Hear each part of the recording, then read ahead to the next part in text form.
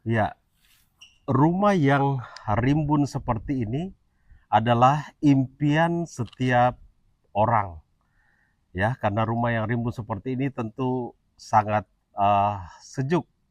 Namun tantangannya adalah adanya biasanya gangguan-gangguan hama seperti semut, ya tentu nyamuk, kemudian hama-hama lain karena tanamannya ini sangat rimbun. Nah, banyak perusahaan pest control yang merekomendasikan melakukan pemangkasan-pemangkasan.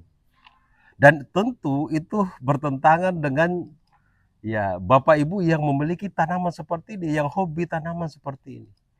Nah, perusahaan profesional itu tidak memberikan rekomendasi untuk dilakukan pemangkasan, tapi bagaimana ya bagaimana supaya kita tetap menikmati keindahan taman seperti ini, oksigen seperti ini, tapi hama itu tetap bisa dikendalikan. Saya kira itu tantangan bagi para pemilik perusahaan pest control, bagaimana hidup ya dalam kondisi yang nyaman seperti ini, tapi hama tidak mengganggu. Nah, kuncinya adalah yang pertama ini tentu akan banyak nyamuk. Ya, dengan kondisi yang nyaman seperti ini, ya tentu nyamuk akan ada di dalam tanaman-tanaman seperti ini. Ya, mereka akan istirahat di sana. Tapi bagi kami, ya, kami sudah memiliki cara pengendalian yang berbeda. Yang pertama, kami akan memberikan residual treatment pada area-area seperti ini. Kami akan melakukan penyemprotan pada bagian-bagian bawah daun seperti ini, ya, karena nyamuk itu akan hinggap, ya, di bagian pelepah daun bagian bawah. Nah, itu adalah teknik residual treatment. Jadi akan disemprotkan dan pestisida akan nempel di tanaman seperti ini, dan ketika ada nyamuk dia akan hinggap, dan karena ada residu di situ maka nyamuk akan mati. Berbeda dengan teknik lain, misalnya yang banyak Bapak Ibu lihat adalah terkait dengan fogging. Nah, ketika ini di fogging, ya tentunya nyamuk akan terganggu, dia akan pindah. Ketika asap tidak ada, mereka akan balik ke sini, ya, dan karena tidak ada efek residunya, nyamuk akan berkembang biak. Yang kedua, ketika menggunakan fogging, tanaman ini tentu akan bisa mati. Kenapa mati? Ya karena yang keluar itu adalah solar dan asap. Tentu solar ketika, apalagi pagi hari, pada saat disemprotkan ke tanaman dan itu ada embun di situ, maka akan terjadi bercak-bercak pada tanaman.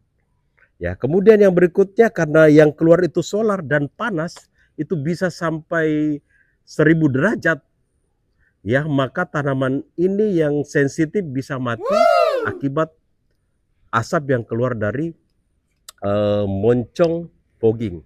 Nah, kalau kami berbeda, kami menggunakan misting dikombinasi dengan cara-cara lain seperti penggunaan larvasida.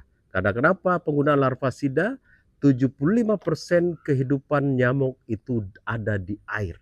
Sehingga pengendalian yang tepat adalah residual, ya, kemudian di air-air kami menggunakan namanya larvasida, sehingga telur larva pupa itu tidak menjadi dewasa. Kalaupun ada yang menjadi dewasa dengan menggunakan residual treatment, masalahnya akan selesai. Nah, begitupun dengan hama lain, misalnya semut. Semut itu saya kira akan banyak seperti ini, tapi kita akan lihat mana yang mengganggu, mana yang masuk ke dalam rumah, dan kami akan mencari kira-kira sumbernya dari mana. Disitulah kami akan melakukan treatment. Jadi bukan ada semut kita semprot, ya.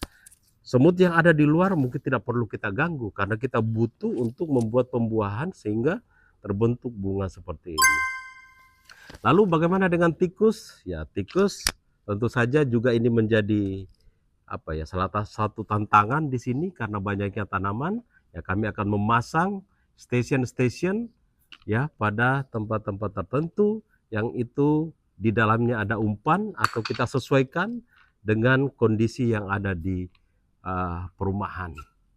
Saya kira itu tips hari ini, mudah-mudahan bermanfaat untuk Bapak Ibu. Terima kasih. Assalamualaikum warahmatullahi wabarakatuh.